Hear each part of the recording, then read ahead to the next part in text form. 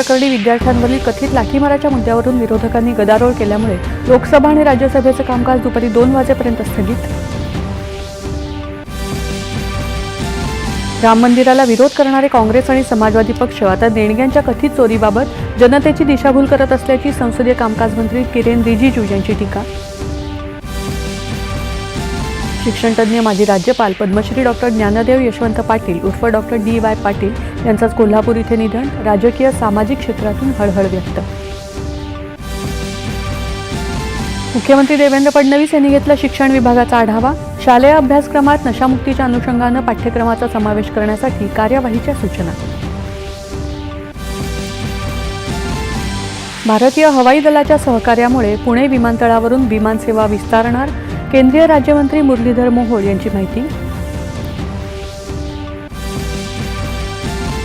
जुलै महिन्यात पालघर जिल्ह्यात झालेल्या अतिवृष्टीनंतर राज्य सरकारकडून बाधितांसाठी सर्वसमावेशक आर्थिक मदत पॅकेज जाहीर.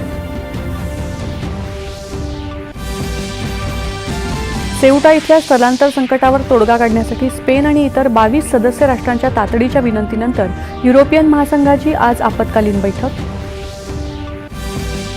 आणि अमेरिका आणि इराण यांच्यात एकमेकांविरुद्ध आरोप प्रत्यारोप सुरू. होर्मुझच्या सामुद्रधुनीतून जहाजांची ये-जा पूर्ववत व्हावी यासाठी अमेरिकेची कोणतीही थेट चर्चा नाही, इराणनं केलं स्पष्ट. नमस्कार. एकच्या बातमीपत्रात मी आसावर